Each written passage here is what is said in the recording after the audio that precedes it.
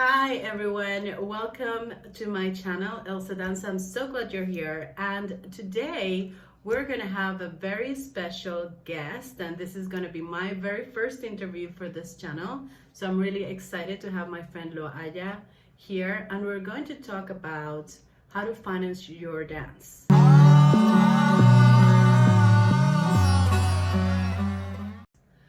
So, welcome, Loaya. Loaya is a belly dancer from Puerto Rico as well. And she's very graciously agreed to talk with me about this topic of financing your dance, especially during this time when there's a lot of challenges financially, but at the same time, we don't want to stop training. We want to keep growing and learning as dancers. So we are going to talk a little bit about strategies and perspectives and approaches in order to continue financing your dance and continue growing even throughout this difficult period. So welcome, Loaya. Thank you very much for coming to my channel. Thank you, Elsa. Thank you very, very much. As I said before to you, I think this is a great opportunity to go into deeper conversations about what happens behind the stage in the world of Middle Eastern dancers, of belly dancers, right? This is actually such a new art form in a way in our side of the world, and there's so much that we want to achieve, and there's a financial and economical need to be able to finance all that we want to get into our dance. So I think this is a great opportunity, and this is a great forum to speak out all these details. Great. So, can you share a little bit about yourself, your background in general, and where you're from, and what's your upbringing and your background? You were telling me about this earlier, how that has impacted your own approach to how to finance your dance, and just share a little bit about all of that. Yes. So if you want to know about how is that I approach financially the dance, we need to go back to who I am, right? And my background, my way of being raised. And I was raised by two great women, my mom and my grandmother. And we didn't have much. I wasn't raised in a household with toys or trips or anything. In fact, I helped my mom finance our first car when I was 18.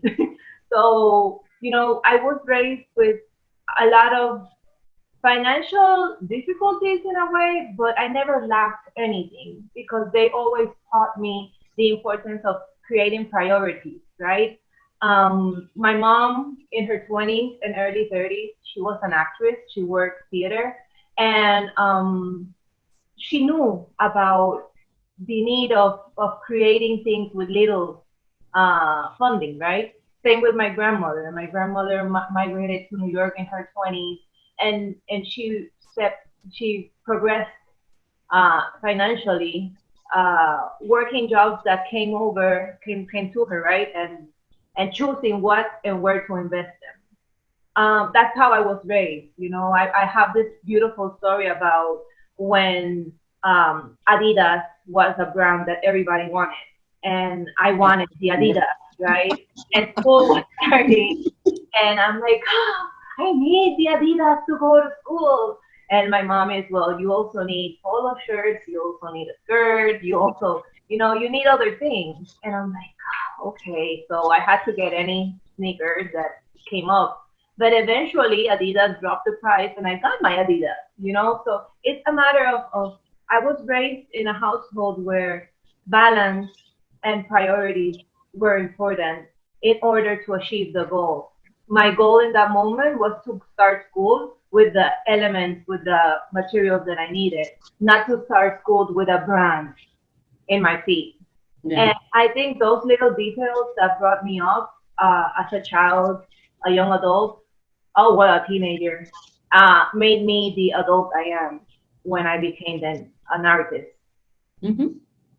It's really interesting. And yeah, I very much relate to the brand thing because it was this thing of like, you couldn't go to school with like any old shoe, you had to wear the brand shoes. And of course, in my case, my parents couldn't afford that either. So it was like, okay, we have to it was a very interesting lesson, like you say, around budgeting and having this consciousness, this awareness, right?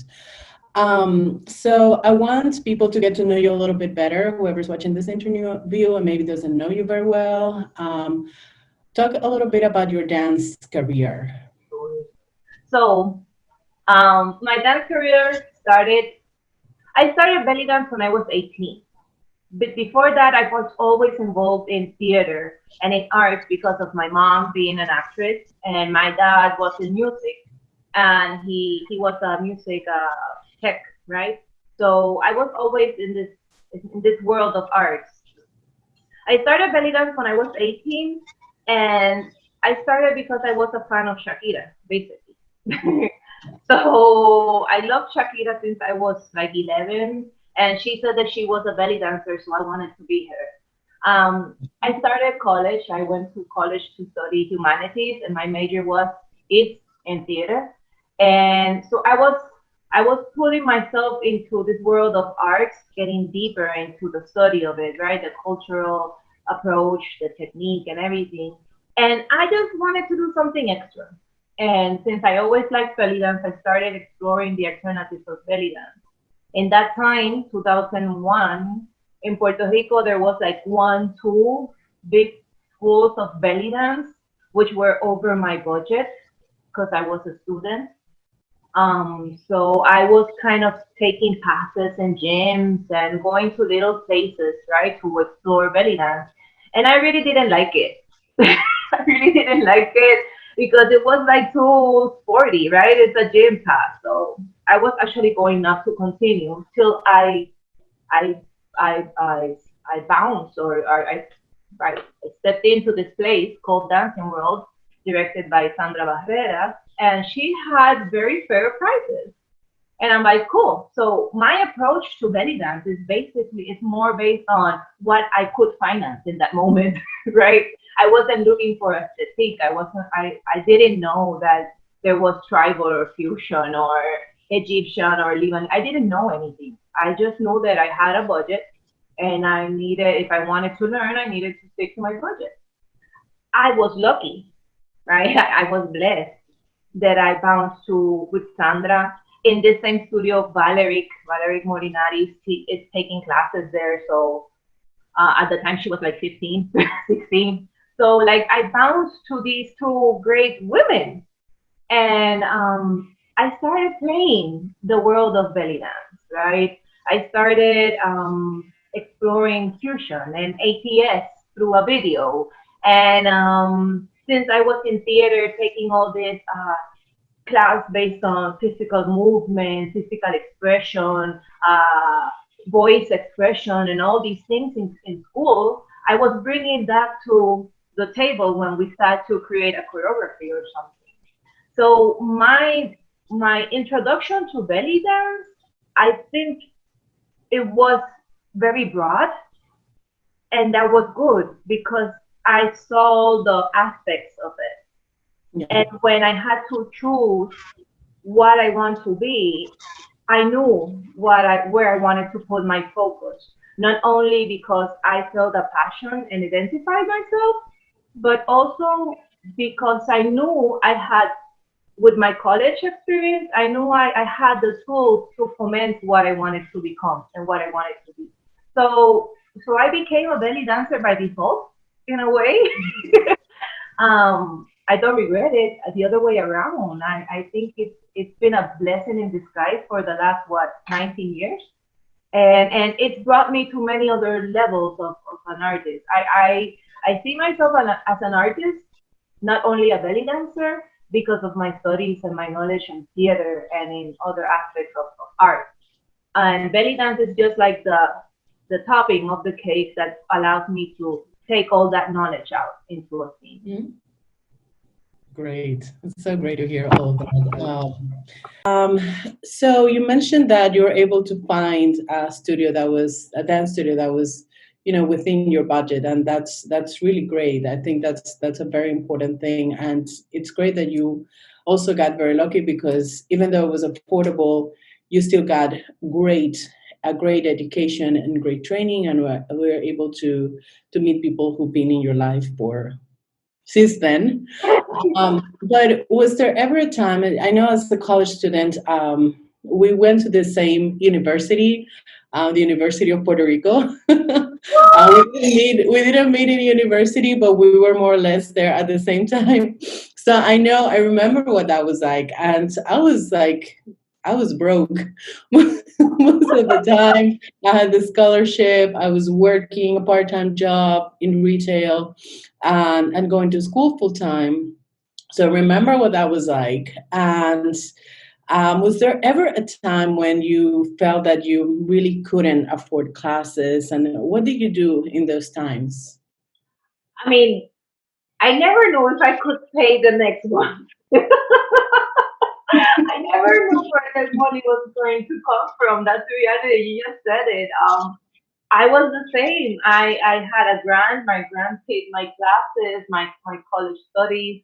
I've had a part-time job too. When I started in dancing world, they gave me the opportunity when I went into struggle, said, okay, I can't pay anymore. Um, Sandra said, okay, so come and work with us. And I'm like, well, okay, what can I do? Because at that moment, I wasn't an instructor. I'm studying this skill. Maybe I was 3 months, 4 months in to be taking classes, so I'm not skilled to teach. So she said, no, you can help me, you can assist me with the administration of the studio. And I'm like, oh yeah, I can do that because my mom always took me to the office with her to work. So I knew about administration. I mean, it's very important to have this option on the table Yeah, and bring it to a student that is really interested in the dance or in learning more, and you really can take profit out of it. Yes. exactly. Yeah, I agree. I agree. Definitely. So, there's something else that's usually in people's minds when we talk about financing our dance, and it's a very big part of it. Apart from training and going to classes and workshops and festivals, and it is costuming. Because we all know, I mean, there's a wide range of budgets. And when you're first starting out and it's kind of more like a hobby, or you're in the student troupe and your teacher says, okay, we're going to put together this choreographer, this performance, maybe they get a bulk discount, or they get lower end dresses and things like that. So it's a little bit more affordable.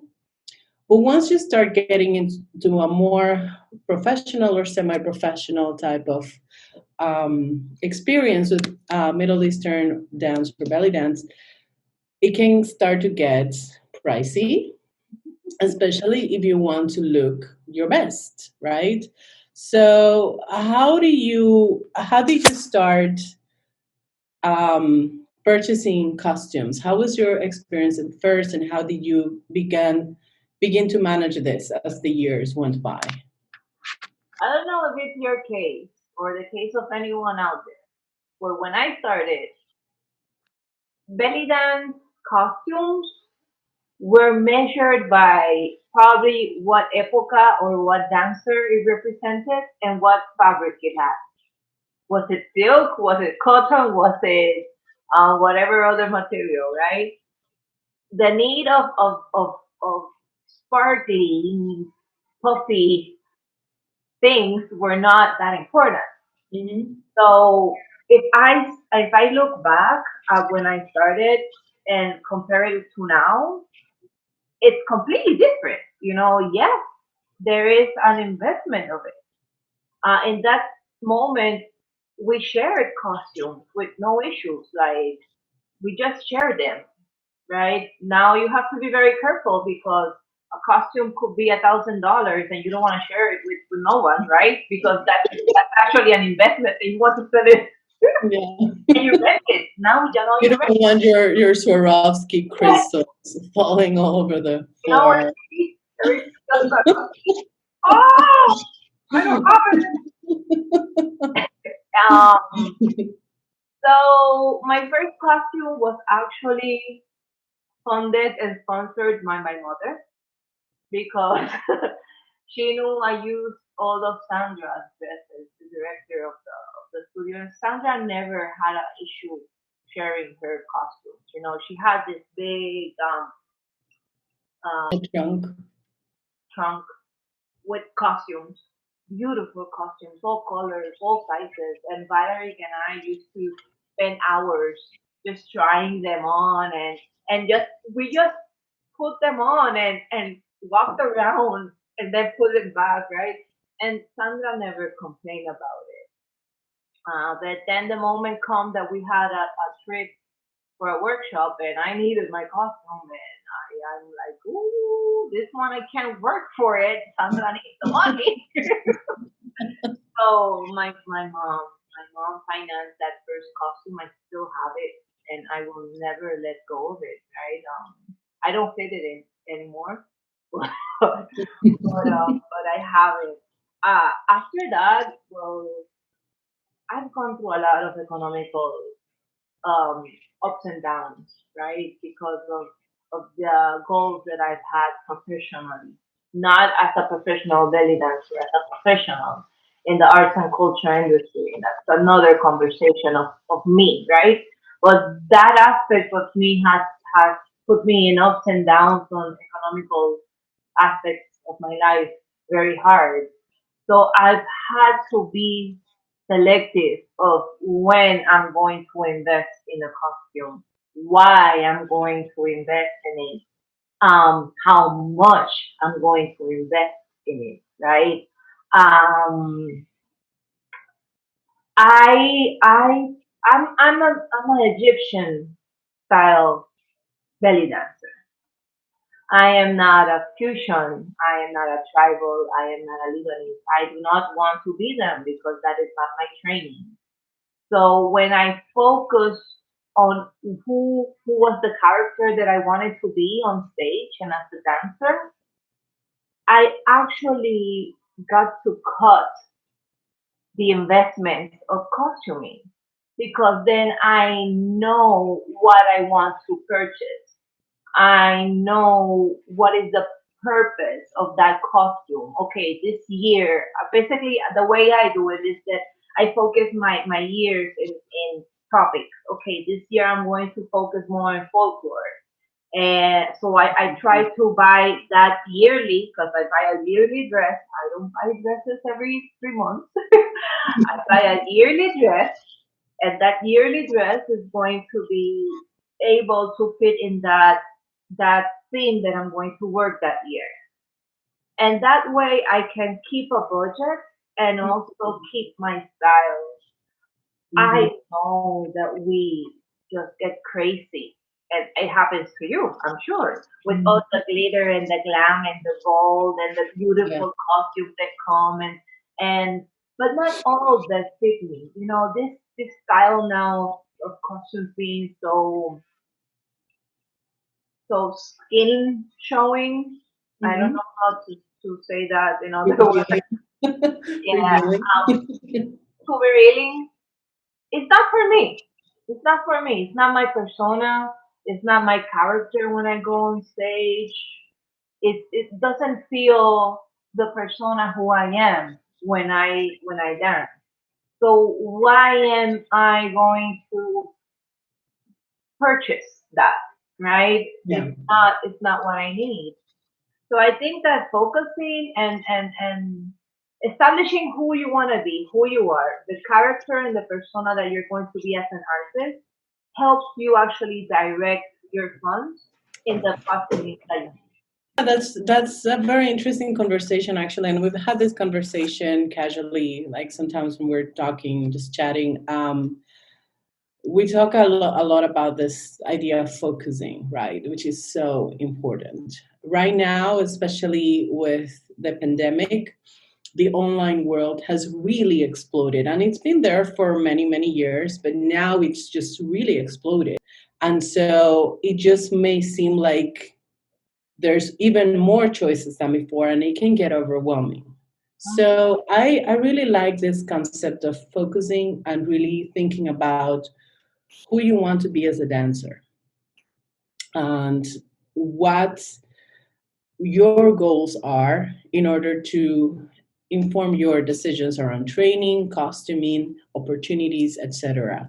So I wanted to really talk about that, especially when it comes to festivals, whether online or in person. And I want to focus on festivals because festivals are different from one off workshops or your regular classes. In a festival, you really often have, it can be around a theme, but really you have a lot of things, right? And it can be really tempting to think, I'm going to spend the whole weekend just locked in, taking all of these workshops, and you walk away with like 6, 8 hours of classes. And sometimes it can get a little bit expensive when, especially when you have to travel. Not right now, but before or when this pandemic is over.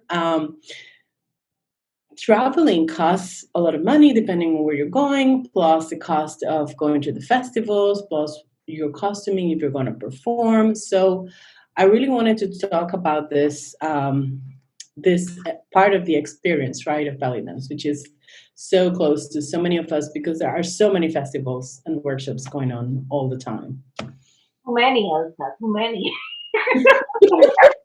Too many. It's just like you have I to. want, yes, yes, focus is so important, right? What is your goal? What is your perspective? So this festival topic is has a lot, right? And I don't want to go over time talking about it. So keep me focused here. So the first thing is that you as a dancer, you need to know, okay, I am a traditional Lebanese dancer. Okay, there's X festival in California and X festival in New York, both within a 3 month period. Which of these festivals actually bring to you something that you can add to your character, to your goal as a Lebanese dancer? This Mhm. festival has a lot of tribal, a lot of fusion, Egyptian style. This festival has Lebanese and Egyptian style. Okay, so you have your options clear there of where you want to go.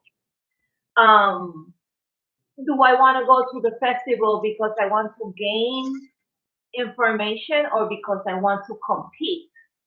Now, festivals are also focused on competition. Do I want to go to this festival because I want to expose myself and compete, or do I want to go to this festival because I want to learn? So those are things that you have to put in perspective when you choose where you want to invest your money on a festival, right? The other thing is, once I'm in the festival, these people, and no offense, but a festival is a capitalist way of making money, basic. And that's Yeah. not bad. That's perfect. They need to make money. And so they are offering you, well, 20 classes during a 3 day period, 2 hour classes. You know, your body will not take in all that information. So I think it's better to be selective. Not only you will save money, but you will save also your body from injuries, and you will take more of the festivals. For instance, I've gone to festivals where the package, the full weekend package, is $650. It includes 20 different classes, more than 60 hours of classes. Am I going to take 60 hours of classes? Plus three galas every night of 3 hours each gala? No, I am Yeah. not. You Yeah. know, think we are missing things about these festivals that are very productive, and it is the part of interacting and exchanging and networking. Yeah. I prefer to pay the hotel, the flight, take the three workshops that really are going to give me what I need, that I'm going to have the time to take notes, to remember, to create muscle memory of it, and take it to the next level as an artist in my own vocabulary, than to Yes. take 10, 12 classes where I'm going just to repeat choreography that at the end I won't remember unless I have a video. Hmm. And then you Practice for the never video. you never look at the video. I'll practice it when I get home. Yes, No. that does not happen to celebrate. And then when you go back home, and I told you this the other night, you finish up tagging the same people that you already had in your network in the pictures because you didn't network. You didn't meet new people and You have didn't. like deeper conversations with them. Exactly. So Yeah. why did you go there anyway? Yeah. It's a little balance, please. Another thing that we can add to this topic of festivals, and I don't know if you want to talk about it later, is Mhm. about taking students to festivals. Yes. Yes. So with Naila Dance Company, which is my company, you can look for it on Facebook, Naila Dance Company. We are in Texas and Puerto Rico. So, so with Naila in 2000, well, we went to the Lebanese Love Affair in three occasions, right? The first year, we all went as students, and we did perform, but only the company performed. Hmm. The second year, the students performed, but I was clear with them. I sat down with them and I said, okay, girls, not all of you can take all these workshops. The full package is X amount, but these are the workshops that actually you can take because these are the workshops that you have the skills to. And the first year they were like, oh, but for $20, for $100 more, I can take the full package. And I'm like, but you're not going to take the full package. It's not going to be real, right? And some of them just paid the full package. That's their choice. I was straightforward with them. When we went to the festival, what happened? They couldn't. There were some workshops that they couldn't handle, not because they couldn't do it eventually, but because they don't have the skills right now to do it. Yeah. Yeah. That's yeah. And I Definitely. think that this is then talking about festivals as a director or student owner, school owner, sorry, studio owner perspective. The reality is, let's go back. These festivals want to make money. So they offer us, the studio owner or the choreographer, you'll be free if you bring five students. You five full packages. You have this discount if you do 10 full packages and a show. And they give you all these props, right? And yes, maybe I can say, oh my God, I can take a full package if I just stuff them with the full packages. Yeah. But in me, my reality, I wasn't brought up that way. I wasn't brought up to make money out of other people. I was brought up making money by my work and my sacrifice and what I do. Exactly.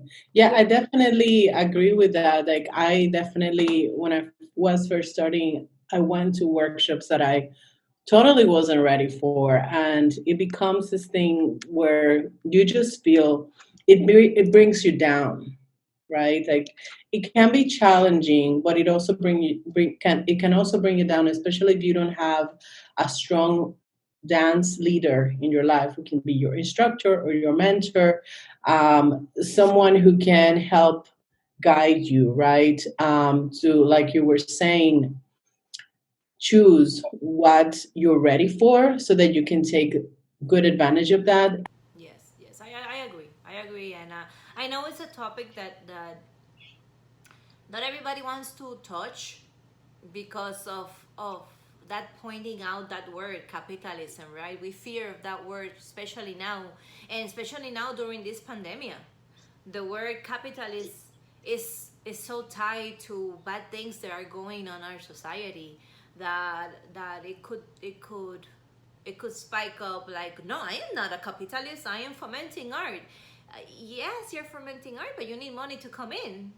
And that's why all this that's why we're selling the video, that's why we're selling the pictures, that's why we're it's not bad. Capitalism can be good, but it's how you take it. It's not how the capitalist presents it, it's how the people making the investment takes it in. Yeah. Because I am going to the capitalist place. I am going to the workshop, but I am not purchasing everything. I am selective with what I take. And Mhm. I am selective also with what I tell my students that they should take. Again, that's me giving my advice as you said, as the leader. But at the end, if they want to buy the whole package, do it. That's on them if you have the money. I know Elsa with the pictures. And after this, if you want to change the subject, change it. But the Yeah. pictures, it's okay. So just I'm just going to drop this bombshell here. Go, go, yes. So my body is my choreography. It's my art. It maybe it's my group of dancers, right? So Hmm. everything that you're recording and you're taking picture of is my Your intellectual work. Yeah. Yeah. work. And I have to pay you for pictures of my body To promote your event. that were in your event, and you also charge the entrance, which by the way I am not receiving anything because I had to pay for at least 3 classes to be dancing. To for the pleasure, for the honor of performing. It's called pay to play. Yeah. Yeah, yeah, yeah, yeah. And you are the one taking the privilege of using my picture for your promotion, Yeah. right? Um, I mean, and then the pictures. Oh, yeah, each picture is $25 a picture, or 3 pictures for 75. Any extra picture is 20. Yeah. And the video too. And the video is Yeah. Yeah, 65. yeah, yeah. I don't I'm not a fan of this model, and I understand that event producers don't have money to pay each individual performer in their show because they're paying a lot of money for the instructors, and I understand that. But I've been to workshops where instead of you paying for the privilege of performing, you are invited by the producer to perform. So it's by invitation only. And that way they are able to craft a show that is around a theme, that is more organized, that is shorter, but that it's more well produced. And then they say, hey, I can't pay you, but I can give you, they The pay for the video. videographer and the photographer, right? So you get your video and photos for free. And that is a form of payment for me because I want pictures of myself performing and video of myself performing, professional video and photography of myself performing, and that I otherwise would have to pay for. So that is a form of currency. So use that. You're paying the videographer and the photographer for that footage, and then you pay your performers that way. That is another way of doing it. Elsa, that is just like me working for Sandra, the administration, and she allowing me to take the classes. That is the same system. Yeah. I'm giving you my art, my students, my performance. We probably had to invest on costumes. We had to invest on a flight. We had to invest on the hotel. And you're actually charging me for the photos of my work, of my body, of my intellectual concept. I mean, again, Yes, people, I if love it. Yeah, anybody's yes. watching this, we're not, it's not in a bad way, but it's things that we need to talk about. That's why Yeah, Elsa, we this need is to a talk great about this. forum. We need to talk Yeah. about this. So Hmm. producers look for alternatives to actually make education, make festivals, and make exposure for artists uh, uh, viable. Hmm. Viable.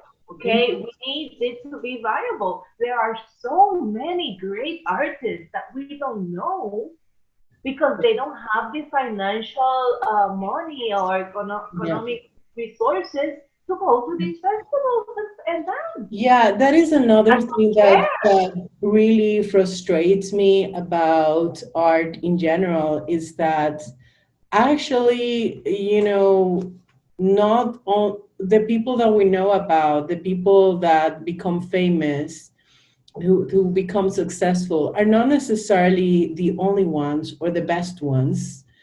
There are many, many great artists that we never hear about, whose art would be a great boon to our whatever discipline we are in, because I think this is something that happens in all art forms. Um, and because they don't have the financial resources and the connections to show up, to get placed in front of audiences, to pay for promotion, to all of these many things that you need to do in order to get the word out about yourself, to put yourself out there. When they never manage to gain a wider audience, and that to me, that breaks my heart whenever I think about that. And whenever I am in the presence of people who are like, wow, you're an amazing artist, and it just makes me want to cry that more people don't know about you. There's your little baby. Yeah, he was like showing everything. Like he loves being on video. He's just like showing up in all the videos. So that really breaks my heart, and that is at the core of why I want to talk about these things, because um, there's so much great art that we don't get exposed to simply because the artist is not a person of means. And there's so many ways in which this can play out: not having the money to go to workshops and develop faster, not having the money for promotion or to buy expensive costumes that people will be wowed by, not having to have a day job so that you have less time and energy for your art.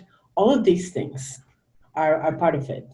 That thing that you just mentioned right now, my like people say, oh, she has to be a good artist or good belly dancer because she has a very shiny or expensive costume.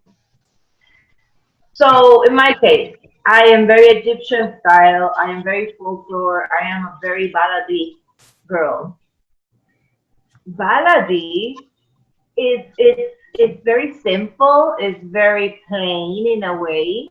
Yeah. The reality, I can get the galabella with the shiny rings and the beautiful bra. I could do that, but the reality is that the context, right, and the dough of this cake is very plain because it's the movement that makes the dance, right? It's the juiciness of the hip, the arm extension, the characterization. Yeah. This is a little bit going towards what do I choose when I take a workshop or a training, right? Egyptian style was born on TV, right? On movies, on cinema. So when you go to that Egyptian dancer, she was working mostly in her beginnings on TV, on soap operas, on movies, right? Mhm. Yeah. So what things can nurture my character? Taking theater classes, Yeah. taking understanding the scenario because they used to work around the scenario with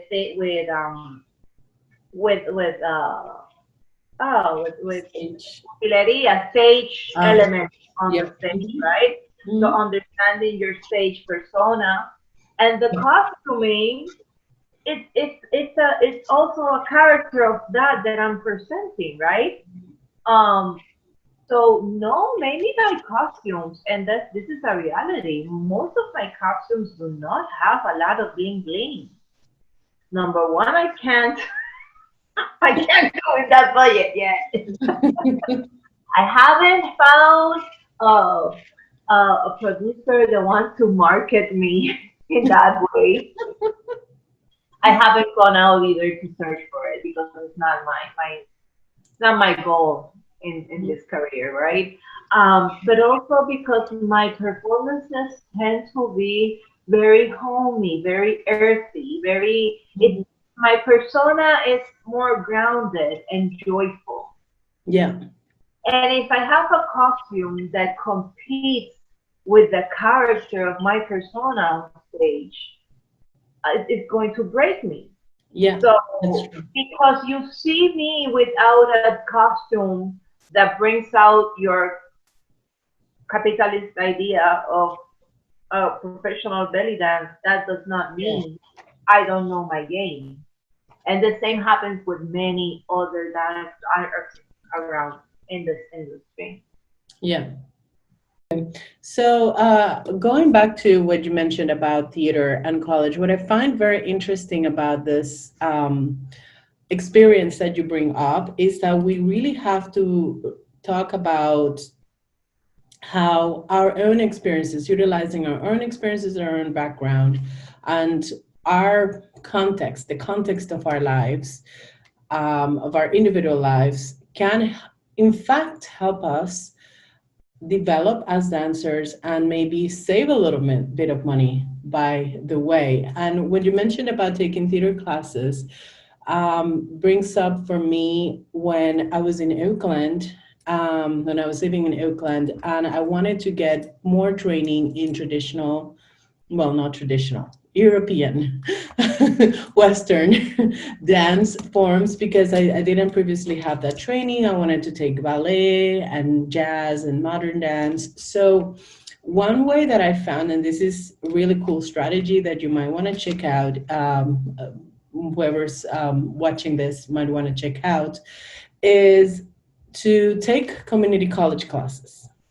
I was very Mhm. lucky because Oakland has a school called Laney College, where they have a dance department, and actually, Catherine Dunham, who's a modern dancer, a great modern dancer and choreographer, was involved in that, and they practice Dunham technique in their modern dance classes. So um, I was able to take dance classes, like really good training for a whole year very affordably because community college can be very affordable. I would pay maybe $200 for a whole semester of like 3 to 4 classes. Mhm. So I was very able to very affordably take this training that I needed and that way add that to my dance. So that is another thing that people can do is maybe look into community college or state school if you're in the United States, where unfortunately higher education is very expensive, but community colleges are an option for that. I know that if I had taken those classes at a regular studio, it would have been triple what I paid. I know you also you're in Austin now, and you also were able to take some courses at UT, and that was also pretty affordable. I am here in Austin. They have the UP has the Middle Eastern uh, ensemble, music ensemble, and I am taking that Tumbek classes for free. And I have the experience of being, and we did a show last spring, not this spring, of course. This is Yeah, 2019. the other Uh, but yes, so my class was with people from Syria, Lebanon, Palestine, Egypt. people from the United States that have been studying Egyptian, Arab music, Middle Eastern music, Mm, for all these years, for many years. Um, and that nurtured me. I am not going to be a Doombex player. That's yeah, I'm not. I'm not. yeah, But it nurtured me to understand the way that the music is actually composed, right? And the way it yeah, sounds. It nurtured me culturally to be in a classroom and hear all these languages in a same room talking about one particular song. I dance. So don't think that it was an opportunity for me to be a dancer. No, it was an opportunity for me to be a student and without having to invest anything, absorb information. So when I am going to be on a stage, I actually have all this in my head, right? yeah, Like being there, being of purpose. yeah, Um, and again, maybe a festival can offer you this, but I think we need to step away from it and do that. That is an option. Community classes, yeah, college classes. It's different from studying in a studio because a studio has a purpose. You have a purpose with Almacén 63. I have a purpose with Naila. We all have a purpose with our studios, with our projects. So when people come into our studio, we have a purpose mold in our curriculum yeah. where we are shaping our students. That is not bad. That is actually good because it means that you are well directed in your work. Mm-hmm. Oh, but you as a student, you need to step away from it and also nurture from other places. And when you take classes in a college atmosphere or an independent atmosphere from a Middle Eastern or belly Yeah, dance getting out of that context. Yes. out of that That's that context, multidisciplinary education. claro. And then you see things differently and you say, oh, I can, hey, history classes, history classes. Something as simple as taking a history class can help you define yourself as a dancer and Yes. improve your dance and focus your investment. Because once you take a history class and you understand the 20, 30-year concept timeline that class offers you, then you go to the specific time frame of music that you like to dance. Then you go to the specific things that were happening in that era. You already focus your costuming, you already focus your makeup, you already focus everything, even your jewelry, to a reality of a timeline. That is so insightful. That is so very important for, I think, serious dancers, whether professional or not. I think it's very important to understand these things and to have a clear education. And it's not about telling people now just run off and start taking the college classes in the world, right? It's about understanding. First of all, it has to start with you, right? With that connection to yourself. Like you said, like you understand very well who you are, where you come from, what your background is, what your upbringing gave you, and then you tie that into every aspect of yourself as a dancer. You're not trying to run off and be this and be that and be this other thing, but rather understanding who you are and let that inform your training and what training choices you pursue.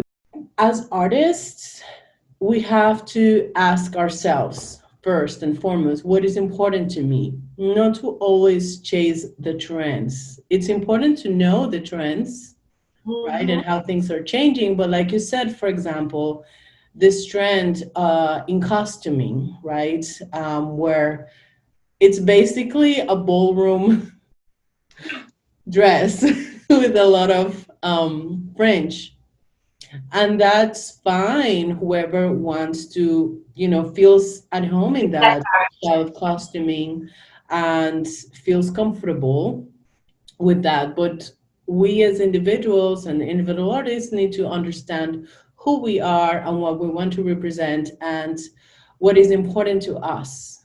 And so that should be the first point of reference. We have. I have people in my Instagram and my Facebook that within a day they post 10 pictures of them in the same costume and the same dress and with for the same purpose. You know, it's like look at me, look at me, look at me. Yeah, yeah, yeah, yeah. Um, so that is saturating that costume, for instance, right? If you put Yeah, 10 pictures of you consecutively within 24 hours with the same costume, you're saturating that costume and you yeah. are making yourself having to purchase another costume. So, this has been really, really great. I don't know if you have any final thoughts that you wanted to share, anything that you feel that we didn't discuss.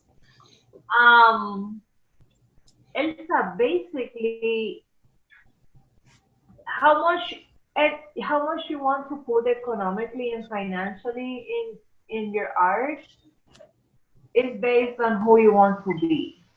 Some people have the financial input to put a lot in their professional right bringing upbringing. Yeah, That's great, good for you if you have that. But is all that money actually going to be sustainable, right? It's going to sustain for a long period of time. That's another question that we need to put here. Um, I'm going to invest $10,000 this year on workshops, costuming, videos, promotion. Okay, but how long is that last. $10,000 going to be for me? It's going to sustain my character, right? My Mm-hmm. persona, my name, my brand, because that's what we're doing, a brand. So Mm-hmm. those $10,000, how long is going to sustain my brand? That's the question that you have to do, made yourself. Um, I never, I don't have, I feel to this day, I'm 37 years old, and now is that I have savings because I've worked my way to having savings. And and I still budget. Like, okay, this year I'm going to purchase a dress, and it's not going to be more than $300. That's my number, really. Yeah, So I try me to save too. Like, that's what I can afford. for it. Now there are a lot of designers that create costumes that the bra and the belt are separate, so I can use that bra and belt with other skirts, and then I can have like various costumes, Yeah, right? Okay, my budget for workshops is 1,000. Let's say 1,000 because of the trips and everything. Okay. So what festivals are this year that actually bring me festivals? Basically a festival, within a 6 months to a year ahead what's coming up, and if you're very in the circuit of belly dance, you know who's bringing who when. It's the reality. So you can budget and prepare yourself for that year. When dealing with students, I think you have to take in consideration who are they, what they want, and offer them options that will keep them wanting more and not trick them for not coming back, right? yeah, I think that's very important. Um, yeah. I mean, it's tough, and right now with the zooming and having all these options of workshops in a computer, you maybe want to take them all, but the reality, not all of them. You don't need all of them. mhm, Um, and Yeah, you need to make a budget. You need to make a yearly budget, is where I'm going. You need to make a yearly budget and stick to that yearly budget in Yeah. order to make it work. And also do like my mom did with the Adidas. You know, maybe you want the costume now, but right now you don't need the costume. Right now you need a Exactly. skirt because you have a bra and belt that you can mix and match. Or maybe right now you don't need the festivals. You just need one class or two classes because you need to improve your staging presence because your last performances were very weak in staging presence. So which classes, which instructors offer me staging presence? I think that's related to another thing that I think a lot about, and it's this aspect, and this is a little bit trickier because it's not something that we can necessarily do on our own. We need help from other people, and that is diagnosing ourselves, self-diagnosis. Just constantly asking for feedback to your teachers and your peers and other people you trust and admire, and even people who are not belly dancers, who are not even dancers, who might be part of the audience, but people whose judgment, like sometimes I will ask people who don't know anything about dance or belly dance, but they are part of the audience. And it's interesting to hear what they might have to say about the performance or how they received it. And from there you can figure out what you need to be focusing on. And then asking, like I said, maybe you don't take a bunch of workshops, but maybe you take one private or a couple with one-on-one sessions with a teacher that you admire and you trust, so that they can tell you, this is what I see in your dance, this is what you need to focus on. And you spend maybe the next 6 months to a year training in that. We need to sit down and make a budget of everything. Yeah. And where do we want to go with this? Is this your hobby? Is this your profession? It's the same with shows, Elsa, and with presentations and performances. We've talked about this. Like, there is an industry of dancers that work in restaurants every weekend. And I mean, they need to have different costumes because they are weekly dancers. So I've never been one of those, but if I was one weekly dancer, I would have very cheap costumes. I wouldn't do pay more than $100, $95 for a costume, and you can get costumes for that amount of money for Yeah. a restaurant. You know, a restaurant is a stage where your costume gets dirty in Yeah. the edges. They fall apart in restaurants. If you lose a Swarovski or a rug, you don't want to be having to look for it. You know, if your earring falls, it falls. You know, you need very cheap Yeah. um, uh, uh, jewelry, and you need disposable things. So you need to also think of performances. Okay, I'm going to perform in a stage. I'm going to perform in a bar. I'm going to perform in a cafe. Where are you going to perform? You know, and that also has a lot to do with your economic investment Yeah. as well Yeah. as everything else. Yeah. All right.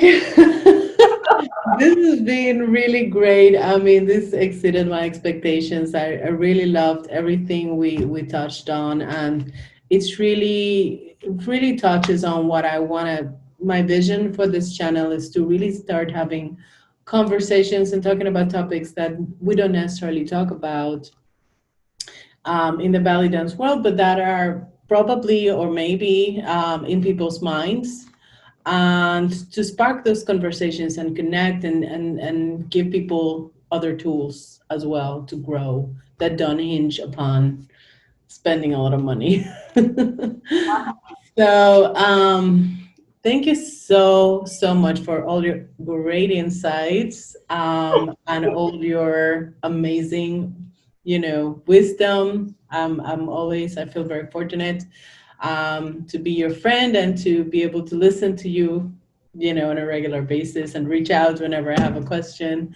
So thank you so much. And yeah, I look forward to hearing what people have to say about this topic. I know that everybody has their own experiences and their own situations and their own challenges that they're going through. So feel free to share all of that in the comments. And if this is a topic that really inspired you, I encourage you to share this video with your friends and other people and or your students, other people that you think might be interested in, and bring them over here. And maybe they can leave a comment too and subscribe to the channel. Thank you so much, Loaya. This has been great. Have a wonderful rest of the day. Oh, wait, Dolce wants to say Wait, Dolce wants to say something. He's like barely awake. yeah. Oh my God, it's so cute. Bye, Dolce. Mwah. Hello, Oh, Floppy. yeah, this is Give us a kiss. no, no, okay. He knows that I don't do this. No. This is my investment. This is my Oh, it's so gorgeous. Dance doggy. All right. Thank well, you. gracias. And mwah. Ciao.